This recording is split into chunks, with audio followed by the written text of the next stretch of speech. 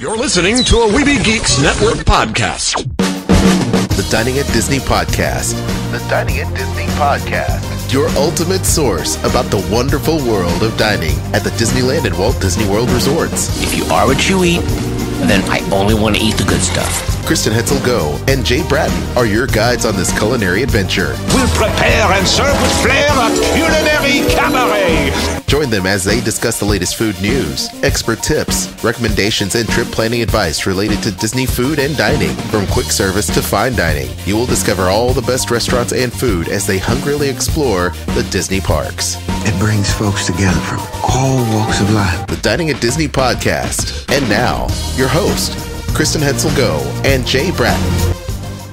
Welcome to another episode of the Dining at Disney podcast, your ultimate source for delicious discussion about dining at Disneyland, Disney World, and Disney Cruise Line. I'm your host, Kristen, and Jay is out today, but joining me from Disney Parks Podcast is Tony Castelnova. How's everything going, Tony? I am doing delicious. Oh, you're doing delicious. I'm doing delicious. I like that one. It's always good to have you back. Today, we're going to be discussing your trip over to do the Barista Bootcamp at Lickety Split. I'm going to talk a little bit about Lickety Split because I did actually try their menu last time I was there. Oh, good. In October. So I got to eat a little bit of their food. Yeah. Before we get into that, though, thank you so much for downloading the show on iTunes, streaming on Stitcher, as well as watching this on YouTube. Be sure to like and subscribe, and don't forget to share with your friends. Also, if you would like to support us, it's easy to do. Other than listening to the show and reading the blog, you can shop our affiliate links. We're affiliated with the Disney Store, Garden Grocers, and Jelly Belly, as well as you can pick up one of the Dining at Disney ebooks. So, we have no appetizers today, no real big news to talk about, but we do have a big meal, which is Lickety Split. And I guess let's start off with just talking a little bit about what Lickety Split is, where it is, and then we'll get into the whole Barista boot camp you got to attend. Good. Okay. Okay, so it's located in Four Seasons, and it's I love that place. I know, I do too. And it's so easy. Like as soon as you walk in, it's like head to the right, go past like the concierge and check in, and it's like right there on the left. So it's not hard to find. Yeah. And now they're open. It's just during lunch hours, right? Yeah, it's until about I think 4. 4. They're not, okay. Yeah, they're not open very late. Yeah, I wasn't sure if it was 4 or 6. Yeah, they're open early. I think like 6 to 4, something like that. Yeah. Nice. Now, have you tried their food other than doing the pastries and gelato? Yes. Yeah. They've got sandwiches and salads too that are really good. Yeah. I don't know. If you want a sandwich, go out to PB&G. Now, but if it's raining, if it's pouring down rain, you might not want to go out to PB&G. That's true. Yeah. But which is why I ended up going to Lickety Split because PB&G it was raining. Oh, was it? No, that's no fun then. Next time. Yeah. It is on the list to do next time. Because that menu looks incredible. Yeah. And I heard they just got a new chef too. Oh, really? Yeah. This is chef number 3, I think. Oh my gosh. Yeah. But I have to say, the food and beverage director, Mr. Wancha, wants only the best people. Now, I think the first guy left because he just did something. He wanted to do something different, or he went somewhere else. The second one, I don't know the whole story, and I'm not going to speculate why he left. But the first guy was interesting because they were, they have a lot of smoke and barbecue things out there. We're probably getting off topic, but he had his menu was in 2 parts. It was homage and treason, which I thought was very cool. So it was an homage to barbecue and treason to barbecue.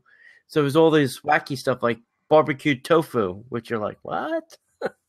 Oh my gosh. Yeah. And I thought that meant Go ahead. So the homage was the more traditional, Right, like pulled right. pork and stuff. Yeah, Okay. yeah. And then the other side was all this crazy barbecue stuff. Unfortunately, that was not there very long. And also, they were looking for a little lighter menu because it is next to the pool. You don't want maybe so much hearty barbecue things for lunch. So then they lightened up the menu, and then I haven't been back since. So I'm due to go back for a revisit. Maybe I'll go PB&G for lunch, and then I'll go to Ravello for dinner. One day. Nice. I love Ravello. That is so good. Yeah. But we have a question in the chat because we do this via Blab, and it is about where is the location of Four Seasons, and it's located within the gates of Disney, and it's off of I'm trying to think of the name of the street. Vista Boulevard. Is it Vista? Vista Boulevard, Bonnet Creek. Okay. And Vista Boulevard. Okay. Because I know that if you drive past, Old Key West and all of those places till it dead ends, and then that'll take you right into, it'll say Golden Oaks, and that's where Four Seasons is. So right. It's it has an amazing location, and the 17th floor restaurant, which is Kappa, has the most amazing view of Disney property because you can see fireworks going on at 3 parks. So not many places get that view. Yeah. It is a really nice location. And, the Golden Oaks is Disney's version of, high-end luxury vacation. And the Four Seasons is building their own. And theirs are going to cost even more than Disney's. I think Disney's are like 1.2. And I think Four Seasons is going to be closer to $10 million each. So I hope that comes with an annual pass. I know the Golden Oaks Disney versions do. It comes with annual pass for everybody in your immediate family, and free transportation. And I don't mean on a bus. They'll actually come pick you up in a town car and take you to whatever park.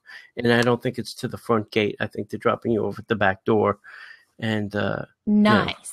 Yeah, so I know that's the way Disney's doing it. I don't know how the Four Seasons is going to stack up to that. I'm sure they're going to have to work something out with Disney.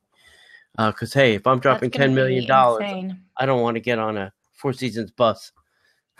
Right? No kidding. Yeah.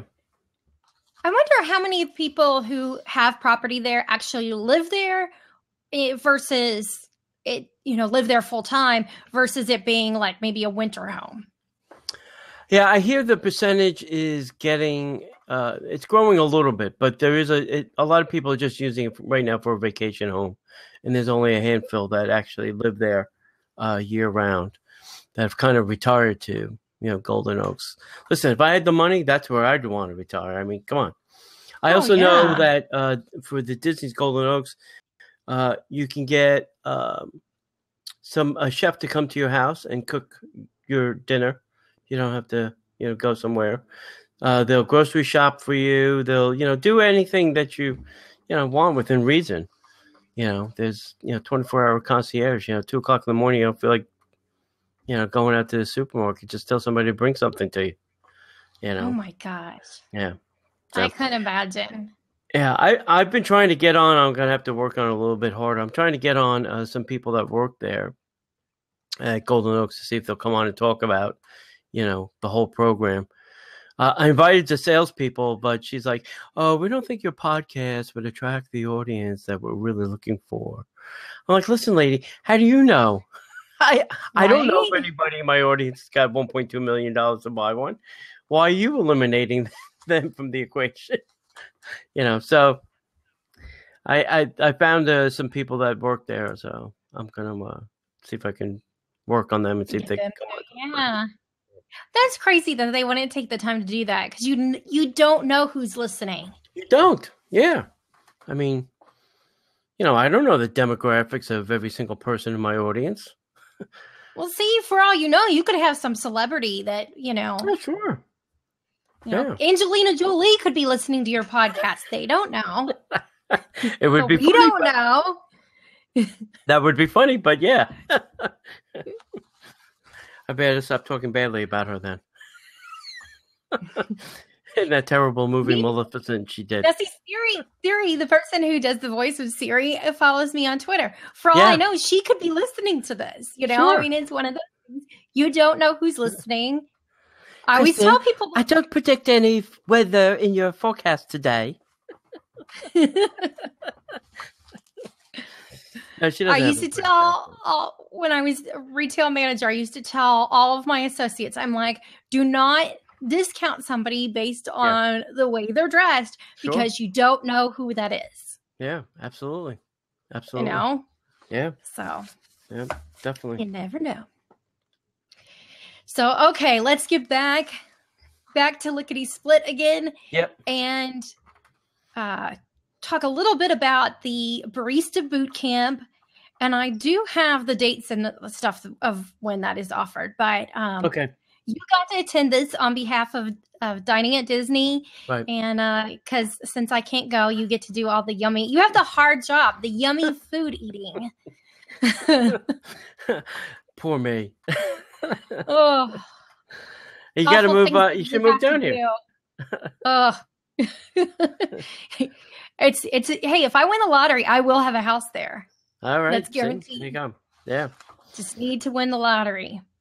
Yeah. And so this takes place over at Lickety Split in Four Seasons. Right. And it just started. It's had I think the first one was so far. Yeah, right. The first one December was 5th. What's the first one? Yep. Okay, so since you got to do this, why don't you tell everybody a little bit about like how do they have this structured? Yeah, so it's 2 hours, and I think we were like the guinea pigs because we did this before the first class, which is fine. I don't mind being the test crash dummy. Allison Buckard, who is the manager of Lickety Split, I would like to get inside her head and pull out all her coffee knowledge. She is a walking encyclopedia, hands down, of coffee.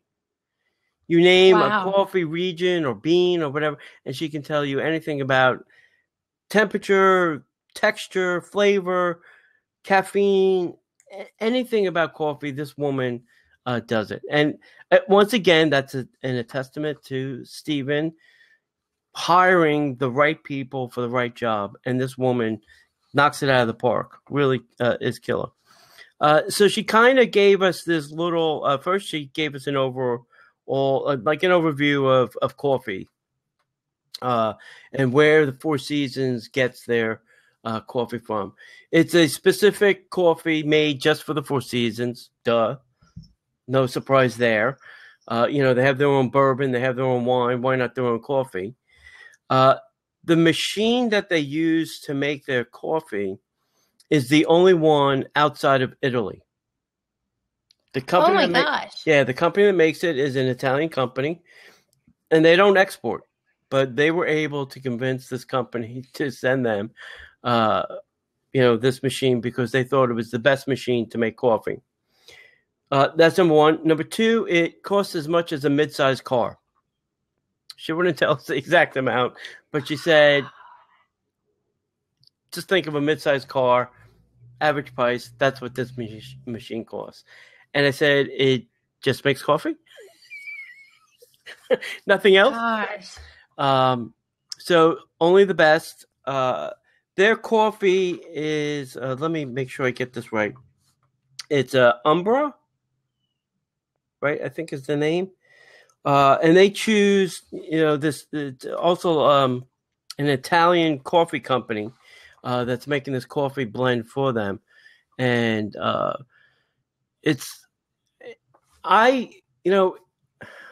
going to say, maybe I shouldn't say it. There's a brand of coffee company, starts with an S, that sometimes I think their coffee is bitter. And I was asking her, it is bitter coffee. And I said, should the coffee be bitter? And she says, no, it shouldn't be bitter. Then they're not grinding it or brewing it or brewing it at the right temperature. And that's probably what's causing the bitter taste. So She says it could be the bean, but most likely it's not the bean. So, and then I said to her, I said, well, I always heard this rumor that this S-based company adds like a chicory to their blend to give it extra body or extra flavor. And she says, that's probably just a myth. You wouldn't add chicory to coffee. So have you ever heard? I haven't heard that about that company, but chicory is very popular in New Orleans, and they there's a company, Community Coffee, and they actually put chicory in with their coffee, and it tastes awful. Right. Some people love it. We when I worked for Copeland's New Orleans, we had it on Saturday and Sunday during brunch because very few people liked it. And those who did normally were the ones that were coming in to brunch. Yeah. And it was just, it's just, I don't like it. It's gross. Yeah. It makes it taste like bitter dirt. Yeah. At least that's what I would imagine dirt to kind of taste like would be chicory. So. Right. And they grind, when they go to make you a coffee, they grind, the coffee fresh so that, it's not pre-ground. They grind it fresh, put it in I forgot the name of the little thing for the espresso thing. It has a specific name. And she was saying that they have to adjust the way they grind because of the humidity in Florida. It starts out kind of dry during the day, and then, as noon comes, the humidity goes up. So they have to adjust the grinder so that they're getting the perfect grind on the coffee each time. So as the day goes on, they're adjusting the grinder to make sure they're getting the perfect grind.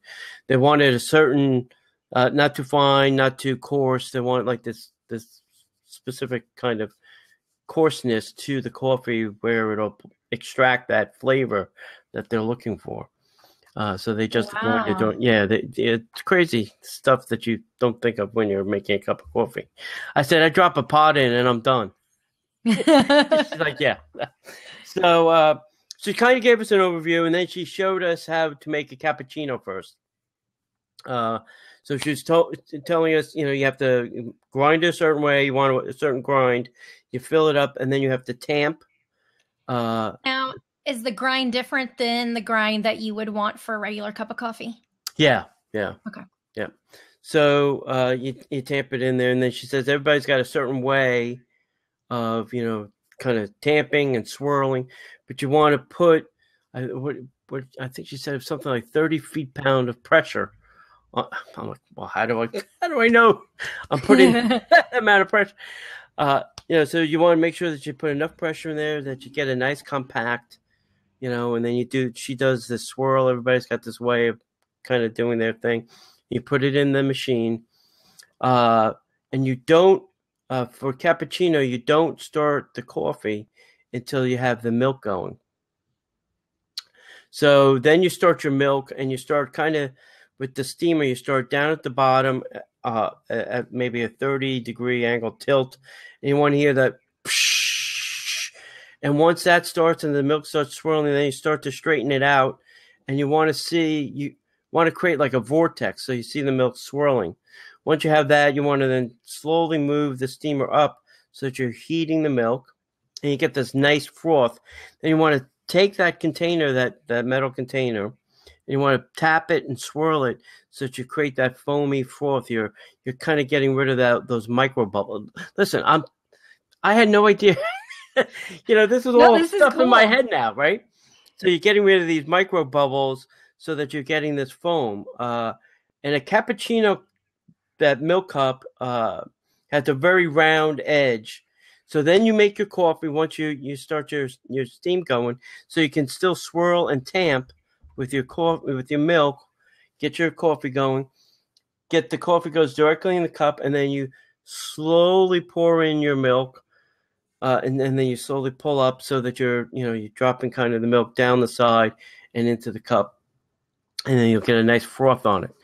And that's it. You're done. And that's a perfect cappuccino. Nice. Yeah, and it was very interesting. And then they had us too. So she demonstrated it once, and then we broke up into a couple different groups. They had the one super machine and then two little smaller machines. So there was a couple groups out there, a couple of groups behind, and we got to make our own. Which somebody's with you doing it, obviously, kind of walking through the procedure. We didn't have to go through the whole grind. The company that makes their coffee they have some espresso pods that they're now making, and Stephen was telling me too that in a couple months they're going to actually have that coffee. They're actually going to make Keurig pods for the first time, and Four Seasons will be the only brand in the world right now to have this ombre Keurig pods in the rooms. Nice. So they're getting rid of the Keurig branded ones and going with this specific Four Seasons brand. So when you're in your hotel room, you'll have really good coffee, allegedly. I don't know if it'll be better or worse than a Keurig. I think that you probably want it fresh. I think the Keurig thing messes up coffee. But anyway, so then after that, then she showed us how to make a latte, which is kind of the same process, except with the latte, you can put the coffee in first while you're making the milk. You don't have to wait. The steaming is almost the same, but you want it more flat. You don't want it so foamy. And then as you're pouring it in with a latte, you can kind of make those cookie designs. So they had us, we kind of poured it down the side, and then we tilted it up, and then if you shake it back and forth, it kind of almost looks like a little Christmas tree. Yeah. And then once you kind of shake it, and once you get to the end, you go quickly up the middle, and it kind of makes, the middle of the tree. So we kind of got like a little Christmas tree design. That's cool. In a latte. There's pictures of mine, and you can probably see by the pictures that I did not really make a Christmas tree. All those things take practice. Yeah. They even she even made a snowman. I think I sent you a picture of that that you can use on the blog. She had like syrup too that she was making the eyes and things on a toothpick. You're putting, now they make all their syrups there, right? Or is it just select flavors? I know that they had their pumpkin spice was house made in the fall. Yeah, probably because they had a little sign that said, house made pumpkin spice. I was like, okay, I'm gonna try that if it's house made. I think like the hazelnut and the vanilla flavor, they do make those. The chocolate syrup, I'm not sure of. I think I saw that kind of coming out of something bigger. I'm not sure. I don't think they made that. And then after that, she was telling us about the whole iced coffee contraption. Iced coffee's got the most caffeine in it, and I didn't know that. She said, what do you think has more caffeine, a shot of espresso or a shot of iced coffee? And everybody's like, oh, espresso. And the answer is wrong. Iced coffee. Why did she say why? She really didn't say why. I think it's the slow drip process. So, they have this big contraption on the counter, but we found some on Amazon while we were there, like a smaller home version that you can buy on Amazon. It's like $23 for like a little pot. So it starts with cold water, iced water, that drips like a drop into coffee, which is kind of compressed with a filter on the top. So the water drips to the filter and then it kind of seeps into the coffee. And it takes 8 hours to make like that big container down at the bottom. So every night when they close, they start that process to make the dripped coffee, so that they'll have some in the morning. Yeah. And so if you don't get there, it could be gone. You may ask for the iced coffee and there isn't any because once it's gone, it's gone.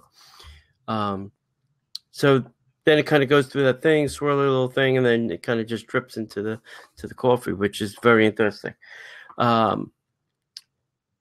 But there's something else about that too. Oh, so their water. So I was asking about the water. The water in Florida is swamp. It could kill a person if you drink it. And it smells awful. Yeah. It smells like toilet water. Yeah. Yeah. So it's got awful. And I said, how do you make good coffee, from the swamp water? And they have a special triple filter system that filters out all the garbage to get, the perfect, pH balanced kind of water, that they're looking for that will, make good coffee. And then they use that to make the iced coffee. It's the water that's used in the machines. It's the water that's used to make the pastries, the gelato, or whatever. They don't just turn on the faucet and start making things. They have to use the filtered water. And then at the end we made a iced coffee float. So we got to pick a gelato ice cream with some iced coffee. You could have a shot of like Bailey's or bourbon in it. You can make an adult beverage if you wanted. And then they had like a little toppings bar. You could put cookie crumbles or chocolate or marshmallows or all kinds of little dessert topping kind of things on your adult beverage if you wanted to. And that was the last thing we did. So that all took like 2 hours to do all of that, believe it or not. And so what did you make? I had vanilla and chocolate gelato with my iced coffee, and I put I think they were Oreos, crushed Oreos, some chocolate syrup, chocolate chips, and some tiny marshmallows. I just didn't put any alcohol on mine. I don't need no bourbon in that. Yeah, no bourbon, no Baileys. I didn't need the extra kick. But that was it. We had a good time. It was like I said, this woman is fascinating. Her team are also really nice, really good, and they are experts too. I mean, the woman the two different people that I was working with, really, are probably just as smart as Allison. And from what I was told, or what we all were told, was not everybody that was hired was a coffee expert. Allison trained these people to be coffee experts. Taught them the correct ways of, making a correct espresso, correct cappuccino, correct, mocha, etc. Wow. And I think they hired the right people because these people seem to be trainable. Because I felt like they were just as good as Allison, and just as now. Did she say where she learned how she managed to learn so much about coffee? She did. She worked for a Seattle. She worked for Cafe Umbra, the company that's making the coffee for the Four Seasons. So okay. Maybe they just stole her from there. Maybe when they were looking for. Now she said there's another guy at Four Seasons Corporate. I'm using my air quotes. Who she kind of travels around with sometimes when they're looking for. This guy goes and picks the coffee beans that he wants to be used in the Four Seasons blend. And he actually goes and tastes them to make sure that and he'll say, yes, these beans are okay on this tree. Yes, these beans are okay on this tree. And this guy goes and does this. And I think she's going on a trip with him to Colombia, I think, soon. But she says that this guy can taste the difference between, one bean from another. And I'm like, yeah. Wow. Yeah, I don't have those kind of skills. Yeah. Yeah, that's a pretty intense skill to have. Yeah. I mean, because especially with coffee. Yeah. If you ever seen like Gordon Ramsay on his show. When he blindfolds the chefs and he makes them taste things. I think Gordon Ramsay's got that kind of mad skill too, where he can, tell the difference between things. My eyes closed, you could put dirt in my mouth. I'd go, oh, is that filet mignon? I would have no idea. I really would. I think sometimes my taste buds are shot, I'm pretty good at that. Yeah. My dad always likes to, whenever he's made something and I go by the house and he's like, oh, here, I tried this new recipe. Tell me what you think's in it. And he'll have me like taste it. Right. And I'm like, well, I taste this and I taste that and this. And, yeah. I'm pretty good at that, but there's no way I could do that with coffee. Yeah. I mean, I can tell the difference between, certain blends of coffee, but sometimes it's just, I don't think coffee's an easy thing to be able to this is a citrusy and this is has this is from Colombia and this is a little bit harder. Yeah.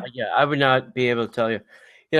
And they gave us this handout at the boot camp, and I'm not sure. I hope they give this to everybody that goes, because it's really a lot of fun information on coffee. They talk about and this is in Italian, the 4 M's, which is I can't even say these words. I'll probably beat the hell out of them. But this kind of is she was telling us a little bit about this on how the process is and, what the difference is between, the different kinds of coffee, like an espresso, a macchiato, a cappuccino, a cafe latte. So it was interesting, to read this afterwards. And then where, all the different kinds of coffee providers, Brazil, Colombia, Costa Rica, Guatemala, Honduras, Kenya, Mexico, Nicaragua, Peru, Rwanda, Tanzania, Uganda. I mean, I guess coffee doesn't come anywhere from America. Right. Apparently, we don't have any American coffee growers. And wrong climate. I guess. Because every place, pretty much, most of the places that grow coffee are rainforesty and southern. Yeah. South America, Africa, those kind of places. Yeah. And you do get a little goodie bag as a takeaway. Where did it say? Each guest will depart with a fun takeaway bag filled with decadent delights from Lickety Split. So I think they're going to give you some coffee and some other goodies to take away. The price for this is $75 per person. And I would tell you it's worth every dollar. If you like coffee and you want to know really, how your favorite place makes coffee, you can now take this class and then go there and say, excuse me, are you doing that wrong? That's not a bad price at all for a cooking class. No. I mean, not at the Four Seasons. Oh, and especially being Four Seasons. But in Nashville, there used to be a Viking store here, and they had cooking classes, and theirs were 2 hours long and ran about the same price. And this was like maybe 6 years ago, something like that. Yeah. I mean, they ended up shutting the location down for one reason or another. My guess is probably cost of rent for the location it was in. But $75. Yeah. I'd easily do that for $75. Yeah. Yeah. And, they were saying that this may be very popular, that they may have to move it down to the demo kitchen in Ravello, because they really can't take a lot of people for each class in order to give them each one the hands-on experience and keep it within the 2-hour limit.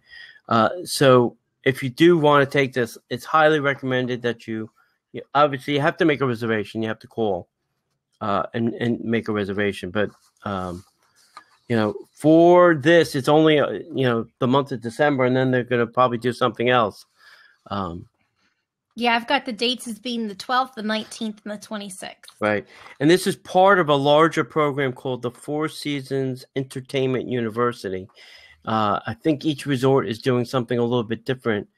and this was the first thing for the Four Seasons here in Walt Disney World. They also gave us a little surprise. Maybe I could talk about the little surprise they did afterwards. They had the tree lighting. Let's talk about the tree lighting. So last year they opened up. They soft opened in August, September, and then they had their official open in October. And they really didn't. They said they didn't really do a traditional Christmas tree lighting. Their decorations were kind of wonky. So this year they wanted to have an official tree lighting. Because now they've been open a year. So Tom Steinhauser, I think he's called the president of the Four Seasons. He's the general manager of the entire property. He came, gave a couple little words, and then they lit the Christmas tree. And out came our buddy Mickey Mouse. Totally blew everybody away. It was Mickey in his little Christmas gear, his little Christmas caroling outfit. And Mickey came out and gave hugs and blinked for everybody. Now that Mickey can blink. That's so strange. There was an ambassador with him, one of the Walt Disney World ambassadors, Nathaniel. He didn't do a lot of talking, but I kind of talked to him afterwards. Because that's a long tradition that I don't think a lot of people know about the Walt Disney World ambassadors and what that whole program is. But yeah, so it was fun to. A lot of the kids in the hotel were, freaking out that Mickey was, in the lobby, like, Mickey's here. How many ambassadors does Disney have? Do you know? Oh my God, I think there's something like I want to say like 12 or 14 of them. Yeah, it started. Cool job. I saw what was it? The D23, not this past one, but the one before. There was a panel, a Disney ambassador panel that I attended, and it really started when Walt could not get to all these different events, and he would send these ambassadors on his behalf, and they would talk or speak, as Walt. Like Walt would kind of, I guess Marty would write the speech or whatever. And, if Walt couldn't go, then the ambassador would go and give that speech. And they really are speaking on behalf of Walt. And I don't think everybody gets what they are and what that whole program is. And they still continue that tradition today.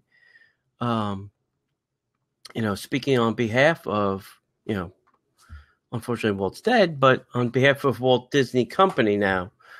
In a sense. Well, that's like one of the. She might have been the first. Actually, she is Disneyland's first ambassador. Julie Costello. Yeah, yes. She was inducted this year into the Disney Legends. I met her at a Destination D event here in Florida.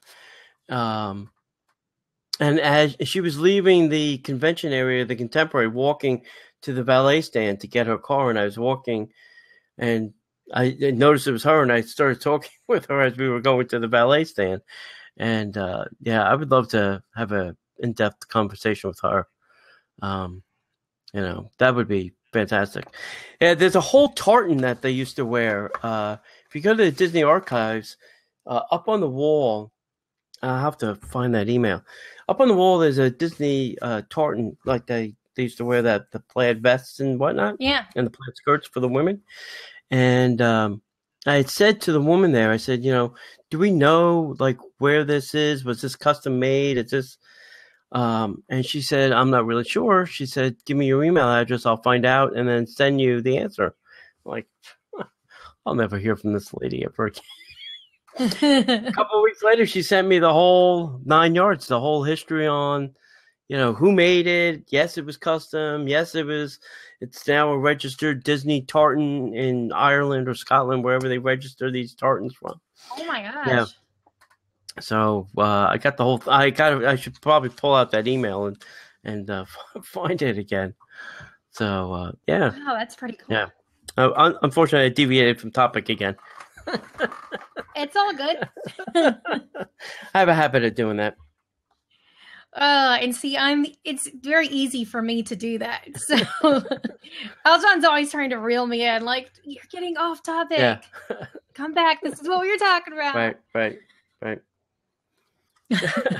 Yeah. So, all right. So, what do we know about? All right. So, Lickety Split. They do have pastries in there too, and they do make their own gelato. They make their own pastries. The on-property pastry team and pastry chef makes their own pastries that they have, and then they make their own gelato. They don't buy gelato from somewhere. They make their own gelato. So they have gelato, coffee, and then sandwiches. Like Kristen was saying, if God forbid it's raining outside, I just say go to PB&G if you can. You don't want a sandwich made, or a roll up or a wrap or whatever. If you can get a good sandwich from PB&G. And then we had dinner at Kappa, which is great food. They just had a James Beard dinner up there. Yes, the dinner. Yeah. I was trying to convince my way into that. I was trying to. Did it work? Did not work. I'm like, can I come? Maybe take pictures. Maybe get some scraps. Scraps of dinner. That looks really, really, really, really good. Yeah. That's a once in a lifetime type event to go to too. Yeah, I have a feeling they're going to be doing some more of these type of things. And then so PB&G, and then don't forget Plancha, a great place at the golf course, kind of tucked away from the hotel building itself. You can go to the hotel building and then walk there if you can't find Plancha, the golf course. Actually, it's Tranquillo, the golf course. It's Plancha, the restaurant. And they have some great Cuban food there. And I know Chris, I think, was just telling me too that they're going to be changing up their menu a little bit too for the winter season. Different ingredients for the winter, so they change up their menu. So it should be good. I can't wait to try that place because that's Plancha and PB&G are the two that I haven't done yet. Well, when you come in February, we'll do both. List. Yeah, we'll do both in February. I'll either be there in January or February. Yeah. I know one or the other. It just depends on what. Let me know. Yeah. I will alert the media. I'll tell Chris over at Plancha that we're coming, and I'm sure he'll set up a table for us. And PB&G's got a new manager too. I'm gonna have to go. I have to go back out there and introduce myself again. So, and then PB&G also has their own bourbon, their own Four Seasons bourbon. So if you're into bourbon, I'm not a bourbon person. Yeah, me neither. Now, I've had some fantastic, I will try a cocktail if I'm in some place like Four Seasons. Yeah. I will absolutely try a cocktail that has scotch or bourbon, whiskey, something like that in it. Right. That's not that's just not normally what I order. But in a place like that, I know it's going to be good. Yeah. And it's one of those things that even people who don't like bourbon will like the bourbon cocktail because they just make those drinks so perfectly. Right. After the tree lighting, Dana had taken us to the lobby bar for some cocktails and snacks. I always want to call it the Ravella bar. I don't know why they changed the name of it to lobby bar. Did it used to be Ravella bar? Yeah, it used to be called the Ravella bar. I don't know why. I guess because they want people downstairs that should be the Ravella bar. I don't know. It's in the same space. Maybe it was confusing people? Maybe, I guess. Yeah. So we had a cocktail there. I had a kind of a little spicy cocktail. I forgot what the name of that thing was. It was a little bit on the spicy hot side. Huh. Which peppers in it? Yes. It was a jalapeno infused vodka. Oh, nice. So, what else did they have? They had some meat and cheese kind of snacks. What did they have? Pretzel bread with beer cheese. which was pretty good. Oh. Homemade chips with a homemade, like ranch dip. It had like real onions and real chives in it. Wow. Yeah, it wasn't, some powdered thing they probably whipped together. Some sour cream. I think they made their own sour cream, probably. It was not Hidden Valley. It was not Hidden Valley. I can guarantee that. What else was there? I think that was it. There's only like a couple things. That was fun. That was fun, just sitting there talking. I was actually talking to Dana's boss. Oh my God, Alan, I think was his name. Okay. Yeah, and that's good. I had fun time. Yeah. Well, that's good. I wish I lived closer so I could go. Yeah. Just 10.5 hours for a drive is just more than for 2 hours. Yeah, for a 2-hour event. Yeah. Mm-hmm. Yeah. Yeah. That's always make my trips. All my trips are always long trips. Mm. Like when I go in the fall, it's always like 10, 11 days that I'm down there. Yeah. Yeah. It's like, gosh, why do you go for so long? I'm like, because once I'm there, I have a list of things I must accomplish. It's like I must eat here and here and here and here, right. and it's time to go back to this place because it's been 2 years. Right. And Right. Actually, I have. if I can drive that long, yeah, I'm gonna make it last. Yeah, I don't blame you. I have. God, I have too much garbage here. Wait, hold on. Where's your? I have a list of yours. La la la la la la. Da, da, da, da. Do, do, do, do, do. Where'd it go?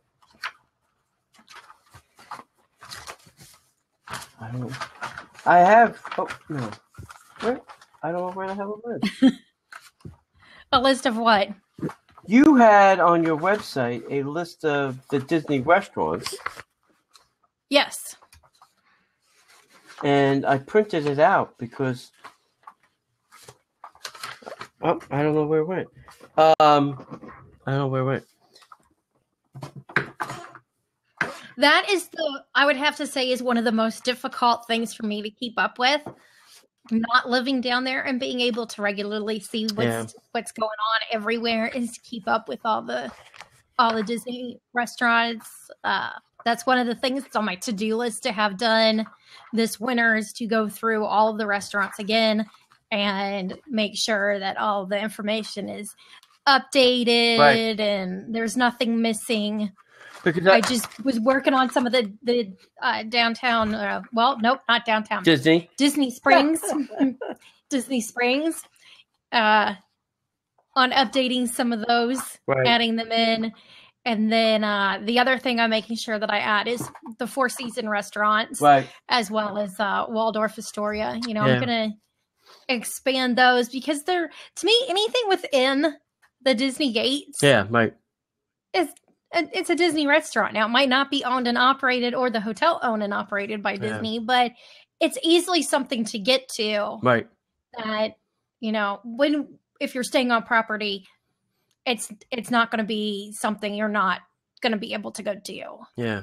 Yeah, so I was kind of using it as a checklist to make sure I had gone to every place. Have you accomplished all of yours? No. So Cinderella's Table. Okay. Victoria and Albert. You haven't done Victoria and Albert. I have not done Victoria and Albert, and I don't know if I will. It's the dress code. You should have done it when it was on the I should have done it when it was Tables in Wonderland. It's the dress code that I don't like. Yeah. I refuse to put on a jacket to go eat dinner. Especially when I live in the vacation capital of the world. What was the other one? In Epcot, the little rotating restaurant over in the land. Oh, Garden Grill. Garden Grill. Have not been to Garden Grill either. Okay. Yeah. And then Bonnet Creek, I haven't been to Bull and Bear. I've been to Lelucci. I have not been to Bull and Bear. What else is over there? There's something else over there, isn't there? There's Oscars that has breakfast. Yeah, I haven't been to Oscars. And they have Peacock Alley, which is the lounge. Okay. That's right off the lobby. Right. And they do a really, really nice on Sundays at tea time. Oh, okay. See. It's good. It's fun. Yeah. I think I saw pictures of when you posted. I think you did that last time. Yeah. Yes, I did. So I haven't been to all the Bonnet Creek stuff either. Swan and Dolphin, I haven't been to Shula's. That's the only place over there that I haven't gone into. Yeah, I've been to all the One others. time that was on the list and I was going to do it. The person that I was with was like, last minute was like the day before, let's cancel it. I don't want to do that. Let's go do this instead. And Really? I was like, okay. There's a Shula Burgers by me too. I'd like to try that. Compare it to like Five Guys. You know. I still haven't been to Five Guys, and we have them up here. I know. I'm not a big burger person. Really? I leave that to Aljon. Aljon is like a red meat. That's his thing. He loves steaks and he loves burgers. Yeah. And he's always looking for the best burger, the best steak, and the best bread pudding. Those are his things. Hopefully, bread pudding. Hopefully, when you come down here, they bumped back. Wahlburgers was supposed to open December. Now it's maybe not until January. So maybe they'll be open. That place I want to try. Yeah, I do too. I want to see, if they are really that good. And then what was that? Carlos Bakery just opened here in the Florida Mall. I hope to get over there. Well, I've been to the ones in Jersey. I don't know if I need to go to the Florida Mall. It's probably just the same. Maybe it's cheaper down here. I know the one. I know I bought some biscotti last year for Christmas, and it was something like $40 worth of biscotti. Oh my gosh! Yeah. He charges by the pound. What is it per pound? A lot. Apparently so. Either that, or I hope you came home with a suitcase filled with it. No, I did not. No. He charges by the pound for biscotti. And biscotti is a pretty dense pastry, Yeah. It's smart thinking, rather than by the piece, he's by the pound. Wow. Yeah. All right. They were good. They weren't great. They weren't like super great. They were pretty good. Now, I had his cannolis probably 2 years ago, right? Not this year, Food and Wine. Last year, Food and Wine. So he was doing one of those, cooking with yada yada, and he flew down. He made the shells that day, flew down. Okay, he bought an extra seat on the plane to put the shells, then made the cream fresh, and then piped it in there before they were served, so that the shells wouldn't get soggy. Now, that's a man dedicated to cannolis. Yes. But I would have met. Were they that good? They were excellent. Okay. Probably the best cannolis I've had in a really, really long time. And even if you go to his stores, they're not pre-stuffed. You say you want 3 of them, boom, boom, boom. They fill them right there with cream that's made that day. They don't keep it. Boom, it's done. It's over for that day. And then all the shells are made fresh too. So wow. It's a dedication to pastry, my friend Carlos Bakery. Yeah. Yeah, the best cannoli I've ever had was in Sicily. So wow. That was like when we got there, I was like, okay, Sicily is known for cannolis, and that's one of my favorite desserts is cannolis, because it's sweet, but it's not too sweet, which I think seems to be true of most Italian desserts. Right. That they're sweet, but not, they're not too sugarly sweet. But best cannoli, I was like, we have to go have this. And everybody had a bite, and then we bought more of them. Yeah. And we bought some to take back on the show because they were that good. I would have. I was like, this is the best thing I think I've ever eaten. It was just that good. Yeah. It's like, hey, you're going to go to Parma, you get Parmesan cheese. You go to Naples, you're going to get pizza. You go to wherever you get the cannolis. It's just what you got to do, You have to. You have to go. If you're traveling, you have to try what that place is known for. Right. If they have a particular food, you got to try it. Like if you come to Nashville, you have to try hot chicken. Hot chicken? Hot chicken, unless you're somebody who can't handle hot food. Like hot as in spicy? Like hot as in spicy. Oh, yeah. No, that's not good for me. Like it is It is really spicy. Wow. Now, what do they make it with that makes it so spicy typically? I don't know what the seasonings are that are in the hot chicken. All I know is I went to one of the places that you sweat Really? eating it because it was that hot. Had a lot of flavor, but it really was hot. Yeah. So why is Nashville known for hot chicken? I don't know. I would have thought it would have been like fried chicken, like Southern. It is a fried chicken, like but it's hot. It's like collard greens or something. It has really spicy ingredients that they put in with it. Yeah, I haven't been to Nashville since the 80s.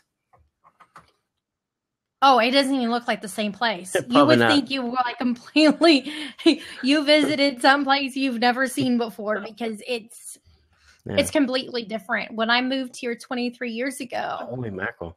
it doesn't look like the same city to me. And I moved here in the 90s. So Wow. you have to come up here sometime, Tony. Yeah, I do. I'll have to come up there and check out the food scene.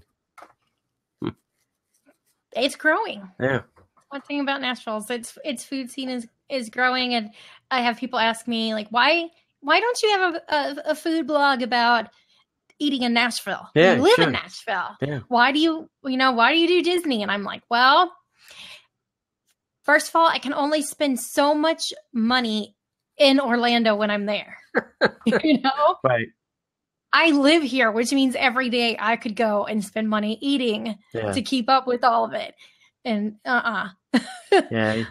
I don't make the kind of money to afford my eating habit that would. And you don't always want to go as an invited guest because then you feel some obligation to say nice things.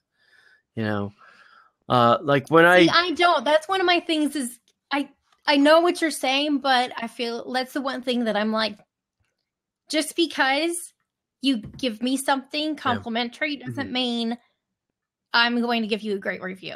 Yeah. Because I cannot justify writing something that's not true. Right. If I didn't enjoy it or there was something I didn't like about it, I'm going to put in there, I didn't like this, which I have done with some of my reviews. And at the bottom it says like that this was something that I received complimentary because that is something that people should know. Right. I did not pay for this. This was, received at a discount or, like with this, the Barista Bootcamp, you got to do that. It was a complimentary experience that was gifted to us by Four Seasons. Yeah. But it doesn't mean you're going to enjoy it.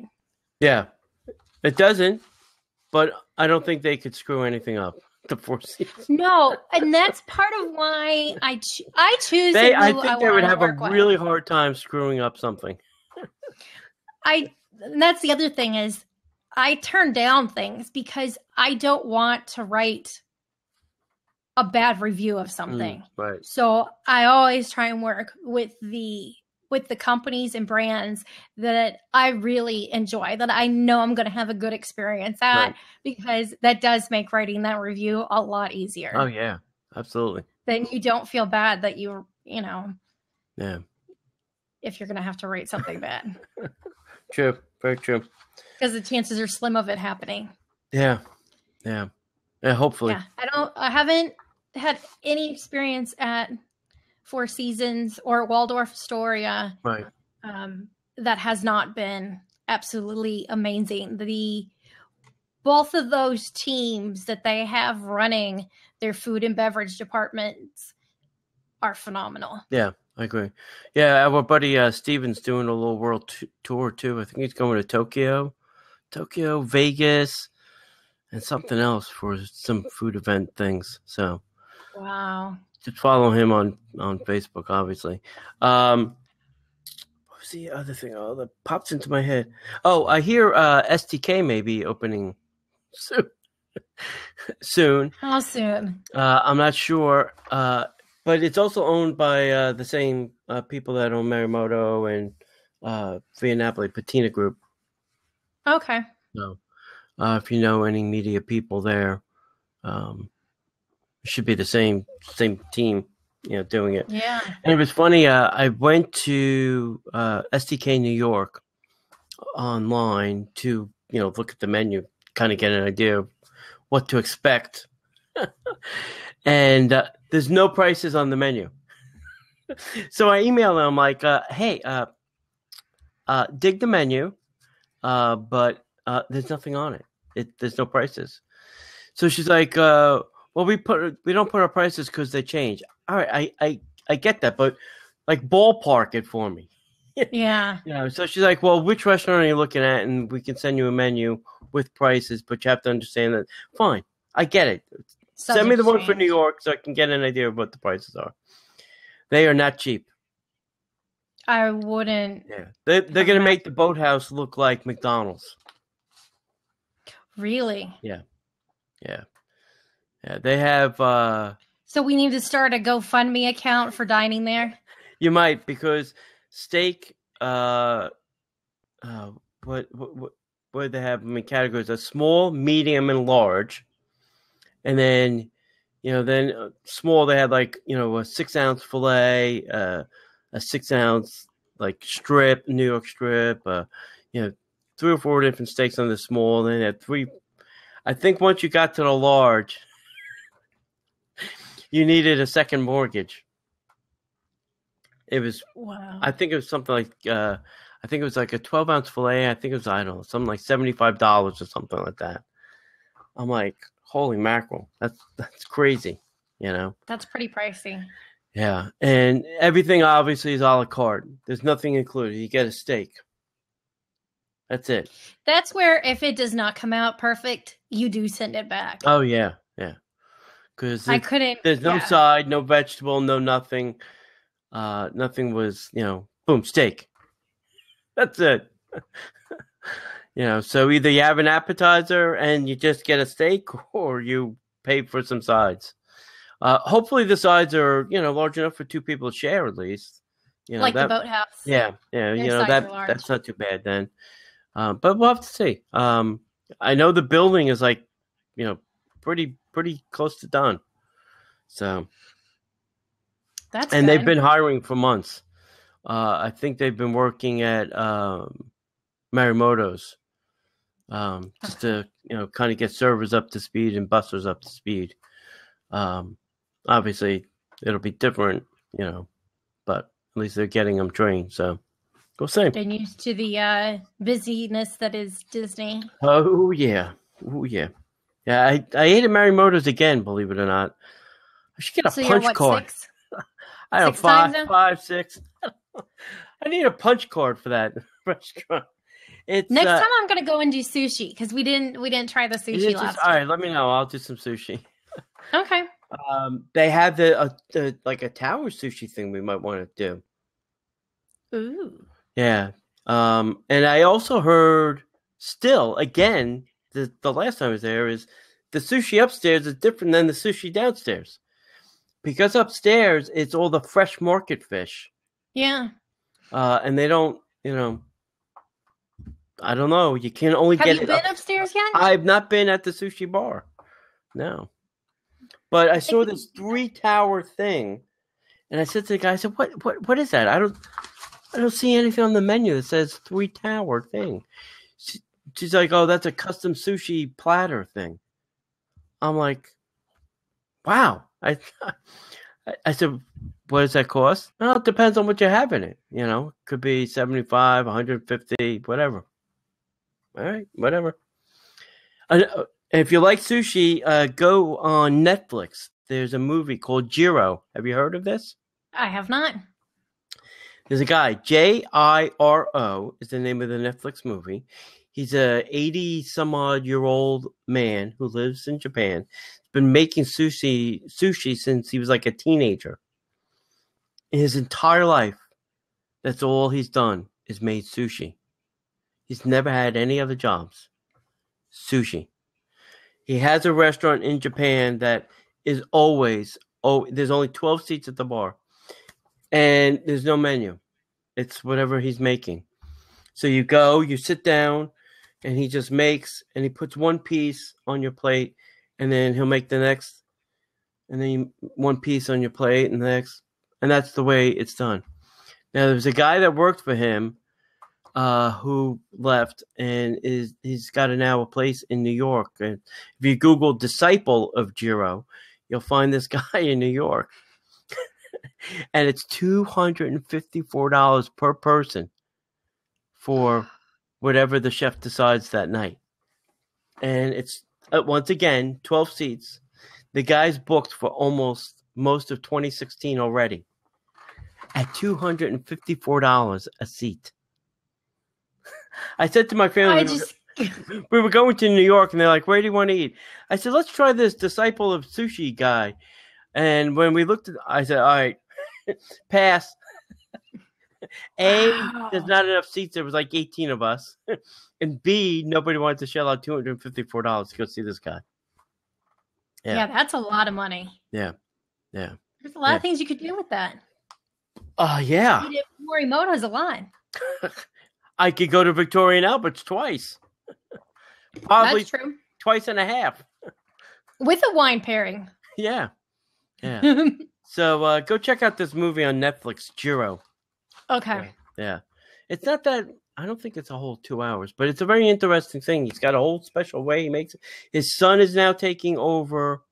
His oldest son is taking over the original location, and his younger son is taking over the second location. And I think he's kind of retiring. He's like 89 or whatever. Wow. Yeah. Jiro. Yeah. I have to look into that. Yeah. They have a whole special process to do the whole, special rice, special fish, special everything. Yeah. And it's got this weird way of making I don't, you got to watch it. That's watch it. You'll be like, what the? So. All right. Educational video, right? Yeah. Well, let's say edutainment. A little educational, a little entertainment. Very Disney-like then, huh? Yeah. I heard it on Kelly and Michael. They were talking about this guy Jiro. I'll have to look at that. Yeah.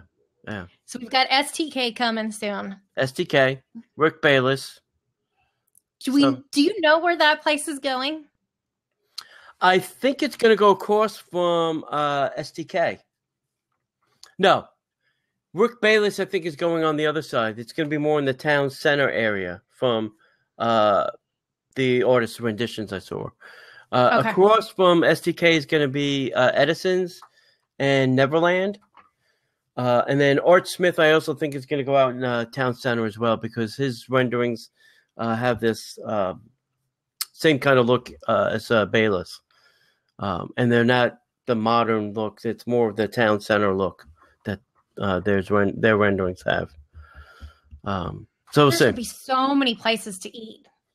Yeah. I was telling I was talking on I think the last podcast, maybe podcast before last, where they built the one parking garage, if you're all the way at the far end of the orange parking garage and you're kind of looking at, what they're building where in front of Planet Hollywood, okay, that whole area all the way out to the street is where the new buses will go.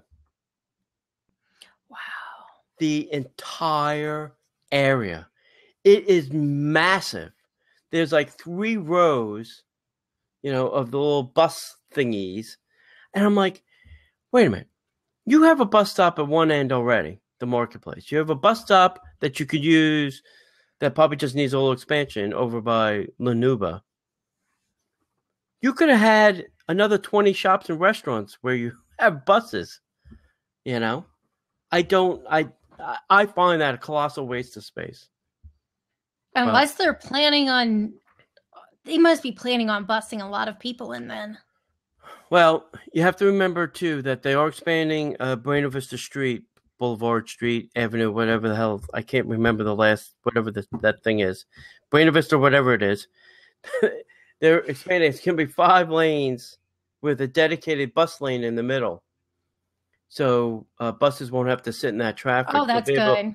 Get right into that bus lane, get right into the bus area without interrupting any of the flow of traffic on Buena Vista. That's so good. That is their intention. Now, if that happens, do they shut down the other ones because they'll have this huge dedicated bus area? I don't know. I don't know if that's going to happen. Are they going to have the other bus stops? I don't know. Because right now, if you were to walk, let's say you got off a bus, you would be able to walk straight through to the boat and take a boat to either end. Because that's where the new boat dock is, right next to the hangar bar. So we'll see. What other? Oh, Planet Hollywood, I think in January is laying off 400 and whatever people. They gave their notice to the state of Florida that they're laying off 458 people, something like that, temporarily until their construction is done. I'm going to assume that going under refurbishment next year too. Yeah. I'm assuming Planet Hollywood is a complete gut job. It's gotta be. Yeah, I noticed from the one renderings that on the backside of the ball, they're going to put an outside seating area. So I don't think that's going to be easy or cheap to do. Suspend something off the globe, the board. That'll be kind of a cool place to sit and people watch and everything that's going out in the. I had dinner upstairs, second floor, Marimoto's outside, and that will be a fun place to eat as well because that will kind of be looking out over town center. They haven't opened up downstairs eating outside because it's just a construction wall. You can't even see, over the wall or nothing. It's just like, so they haven't sat anybody out there, but upstairs you can see over the wall. So they've allowed people to eat out there. So we had dinner out there one night already. And it's nice. No, you don't get a bus. You don't get a view of the bus stop. Thank God. That would be bad.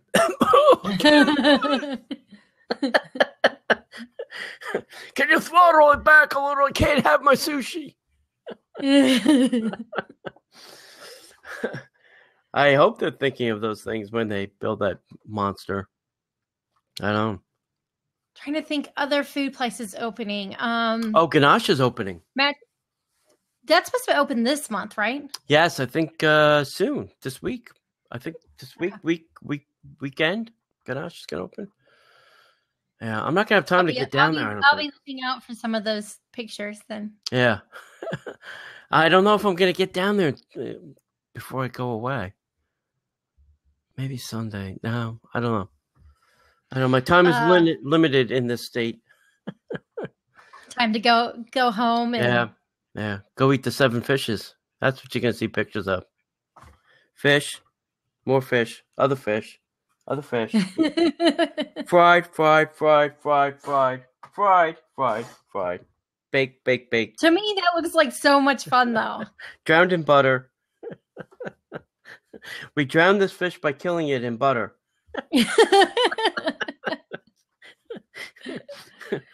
We just put it in a big tank of butter. He's dead. Yeah. So. Let's see. Magic Kingdom, do we know when the Skipper Canteen is opening? I've heard 2 rumors. One is by the end of the year, before Christmas, to help with the Christmas rush. The other one is not until the new year. I think it's going to happen. I have read somewhere recently that it wasn't supposed to open until January. Yeah.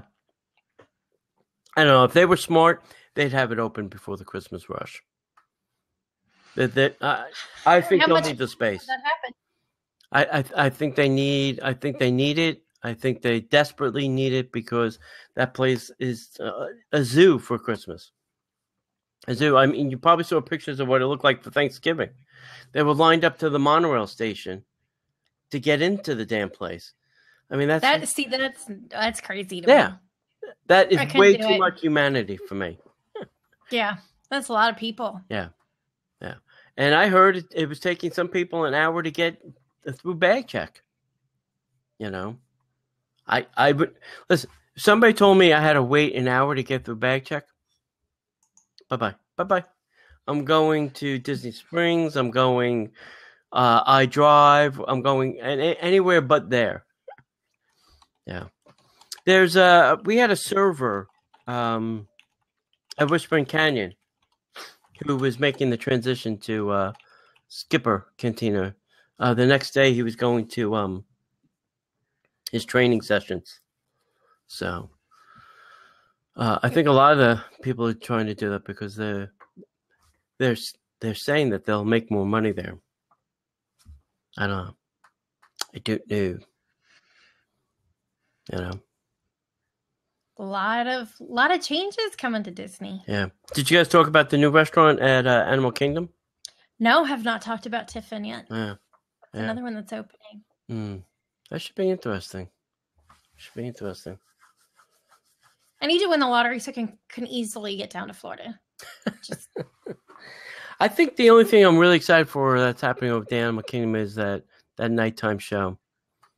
I think that'll be good. I think once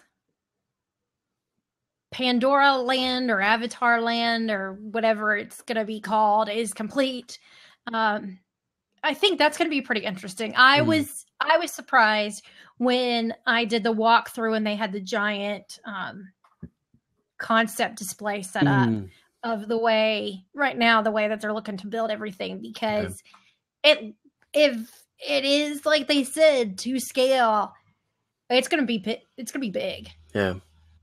Because the people looked very, very tiny in the model. Yeah. And some of the things that they're doing, I thought sounded like they'd be really, really cool. So yeah. For about a week, they had a crane holding up the rock. I guess until they bolted or whatever attached it into place. Just sat there for a week. So, all right. Unfortunately, I have to go. I got other things. I got to work things. Work things. Okay, so let's wrap it up then, Tony. Tell everybody where they can find you. You can find me at DisneyByTheNumbers.com or at DisneyParksPodcast.com. Either one of those. If you go there, those are the two sites. One is a podcast. One is a website. Disney by the Numbers has a book called Disney by the Numbers. You can find that on Amazon, or you guys are going to give away a copy. Maybe you can link that up somewhere, right? Yes. Yep. And that's it. Check me out on Facebook and Twitter and Pinterest and all those other crazy sites. And then as far as Dining at Disney, you can find Dining at Disney at diningatdisney.com on Twitter, Facebook, Instagram, Pinterest, Periscope, Dining at Disney on YouTube. We are the Dining at Disney. And we are part of the Weeby Geeks Network, so please download and subscribe to us on iTunes. Give us 5-star ratings. We love that. And thanks so much for listening. Until next time, bon appetit.